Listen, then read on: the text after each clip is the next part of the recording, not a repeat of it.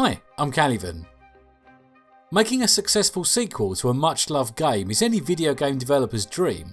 If you made the original yourselves, it's proof that your previous creative endeavour wasn't just a fluke and that your studio has still got much more to offer. If a different company made the original, then creating a great sequel shows that you've got a talented team that understands the material and also earns you a lot of respect from the fans.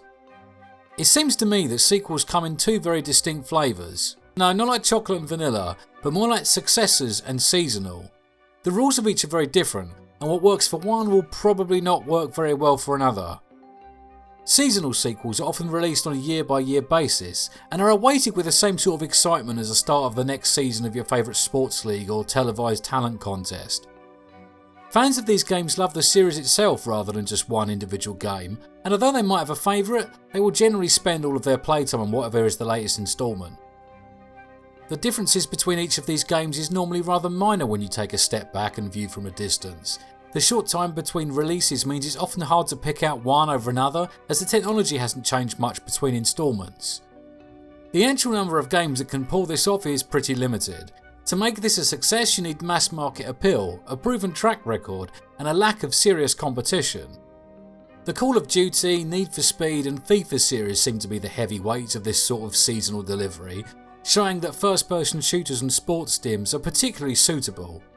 Complex, dialogue-heavy storylines take too much time to craft, so do sandboxes and carefully curated gameplay, so you need something that relies heavily on multiplayer and an ability to take the bulk of the mechanics from earlier titles and use those as a base within your new game. These games are more like iterations than anything else, but that does not mean they do not have value. Millions of people get enjoyment from playing the new versions of their favourite series year after year, and when we look at video games as entertainment, it's very much mission accomplished in that regard. However, as we mentioned earlier, successful seasonal delivery requires both huge mass market appeal and a limited scope, something that just isn't possible for games with a heavy focus on story, exploration or complex interactions.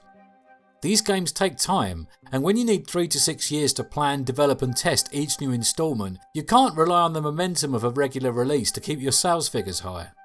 This creates several problems, first of which is that games are made by people, and people have a habit of changing roles, jobs and careers. On average, an employee will stay at the same organisation from somewhere between 3 and 5 years, which means that by the time you get around to making a follow-up to your successful game, the majority of the people that made that first game will no longer be the ones sitting at your workstations. Particularly smart companies may mitigate this to some extent by providing well for their staff, carefully fostering a desirable culture and putting a lot of time into recruitment and skill transfer. But this is just as much of an art as it is a science, and it's not just a setting you can tick in your company control panel. The second problem with a successor sequel is the big question of why. The most obvious answer to this is to use the popularity of the previous release to make more money, but although this might feel right for your studio, it might not be right for your audience, and they're the ones holding the money you want. This is the reason a lot of sequels fail. They are purely motivated by financial gain. When money is your primary and perhaps only motivator, you are likely to try and spend as little as possible to make as much as possible, often resulting in a product that is way below the expectations set by its predecessor. Don't get me wrong, video game studios should try to make money. They need to make money to continue to exist. But if the first game in a series was driven by creativity and a desire to make a great product, then a successor is going to need similar motivations to succeed in the same sort of fashion. Let's look at an example that's apt for this channel. Command & Conquer 4 performed particularly badly, selling less copies than any of the previous CNC or Red Alert titles that came before it. This is actually even worse than it sounds. If you consider how much the PC gaming industry had grown in the 15 years between the first and the final Command & Conquer game, then selling less than all of the predecessors is pretty abysmal.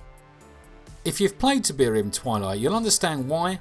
It had lost all of the pulpy elements that made the series so enticing, and the game engine itself was bland and unenjoyable.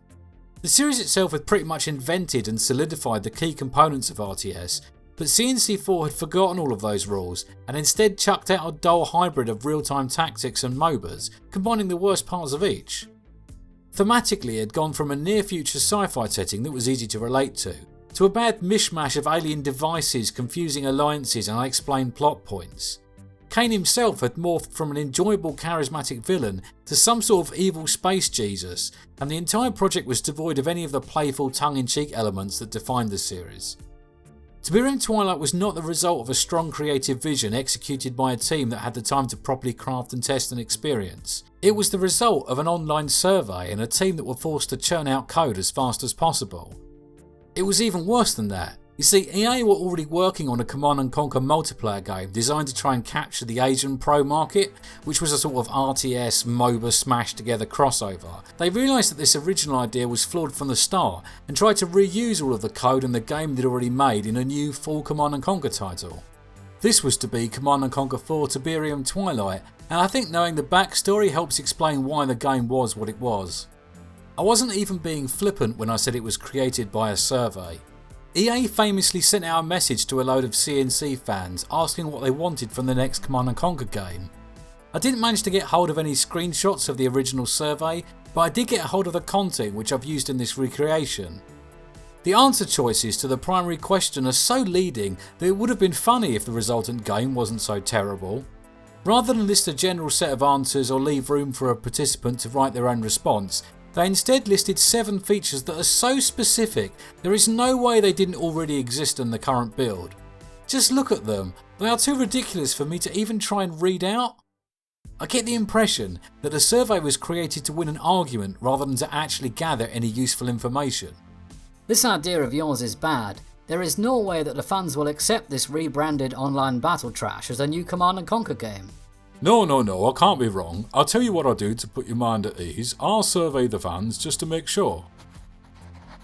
I told you so. Every single person who responded listed at least one of the features we have as something they'd love in a future game. Now, about the 13 million budget you requested, I've procured every cent of that 25 million you wanted, so just make sure you spend the 20 million wisely, as that 15 million doesn't go very far in game development, and I'm worried that the full 10 million won't get us across the line. Anyway, as promised, here's the 5 million your team needs. I think ex-EA Los Angeles developer Greg Black put it best when he said that Command & Conquer 4 was the product of a dysfunctional corporate culture. Anyway, back to our 3 problems. The third one is an issue that plagues all sorts of creative entertainment media, whether it be games, movies or TV shows. Some media just has something about it that elevates it above other offerings, a certain unquantifiable element that somehow makes the resultant product greater than the sum of its parts. Not only is it hard to define, it's also impossible to replicate with any degree of reliability. Sometimes it's not even about the media itself, sometimes it's the mood of the audience or something about the way that the themes resonate with the prevalent culture at the time. Because we can hardly define that special something, let alone arrive at a formula for its recreation, we can't guarantee that the sequel we want to make will have it. However, it does appear to me that although this je ne sais quoi can turn a great game into an amazing one, what it can't do is turn a lackluster release into one that's worth playing. First and foremost, any sequel needs to be a good game in its own right, or it's doomed to failure. Sure, in this modern world it's possible to sell millions of copies of an average game but relying on some very heavy marketing. But this approach is only going to work if you're one of the largest organisations selling a game with huge mass market appeal. If you're a studio that counts its annual revenue in millions, not billions, and would be happy to ship 500,000 or 1 million copies, then you can't take those sorts of risks. Even if you could find enough investors to spend 50 million on marketing your game, a single failure would probably result in the bankruptcy of your organisation. So for most developers out there, the ones who are more likely to be published by someone like Paradox or THQ rather than EA or Sony, the path to a great game relies on having a solid creative vision, an accomplished development team and a project that is properly budgeted. When we're talking about a successor sequel, there is of course one additional element, an understanding and respect for what made the previous game a success and an ability to replicate it. I don't just mean that you need to copy the previous game and release it again. This serves little purpose and most people don't want to buy the same game twice. Nor do you just want to release the same game but with a new story. This is what expansions and DLC is normally for. You need to improve the things that didn't work, build on the things that did work, and use the improvements in technology since the last release to provide a better experience and one that couldn't have been done the first time around. More importantly, you need to capture the essence of the game and provide something that the fans can easily identify with that's not just skin deep. The two sequels to Dawn of War struggled with this in two very different ways. You see, Dawn of War 2 did away with some of the core concepts that people loved about the first game, most notably the build, gather, fight gameplay loop of the established RTS genre, but also it operated on a far smaller scale, favouring individual unit development over grand battles. This wasn't as catastrophic as it could have been. Although they did alienate a lot of Dawn of War players, the game in itself was actually quite good, so they picked up a new fan base of real-time tactical gamers. However, Dawn of War 3 fared much worse. The problem with the second game is it had now split the fan base into two distinct groups, and rather than trying to appeal to one of those, Dawn of War 3 tried to combine these two opposing ideas into a single game, resulting in the worst of both worlds and a game that appealed to no one. They also made the cardinal mistake that many RTS developers would make in the 2010s, trying to introduce MOBA-like elements to an audience that just did not want them. Failures aside, it's not an impossible task. There are plenty of examples where it's been done right, and a sequel, even if released way after the original and made by a different team, can still be a successful game that is enjoyed by many. The first example that comes to mind is Jagged Alliance 3 because I've been playing it really recently. It's made by different people at a different studio more than 20 years after the original was released, but it's an outstanding success. It's not the same game, but they correctly captured the gameplay loop, built on the lore and provided an experience that was easily recognisable to any fan. It does differ from the first two Jagged Alliance games, but in the places it should differ, and at its core it's a solid game and well deserving of its very positive rating on Steam. Another great example is Fallout 3. There was a 10-year gap between Fallout 2 and Fallout 3. Times had changed a lot. Technology had gone on a long way, and Bethesda's decision to attempt to use a third-person game engine instead of an isometric one was bold to say the least. However, it worked, and even though it looked very different from the other two games, it managed to keep the essence of what made Fallout great. The world, the story, the humour, and the experience were all spot on, and most people were very glad they decided to make a sequel. Most, but not all. For some people, the first experience they have with a particular piece of media occupies a special place in their mind and can never be beaten. This is fine, you can't please everyone, and the best that anyone can hope to do is to try and make many people happy. If you are a game designer, developer or tester working on a sequel to a successful game, try and keep some of these things in mind. Don't try and copy the look of the old game, append a 2 in Roman numerals to the title and think that no one will notice. Instead, play the original, get a feel for the source material and try to capture the essence of the experience. If you're just an ordinary gamer like me, then think a little about the feedback you give before you write a review.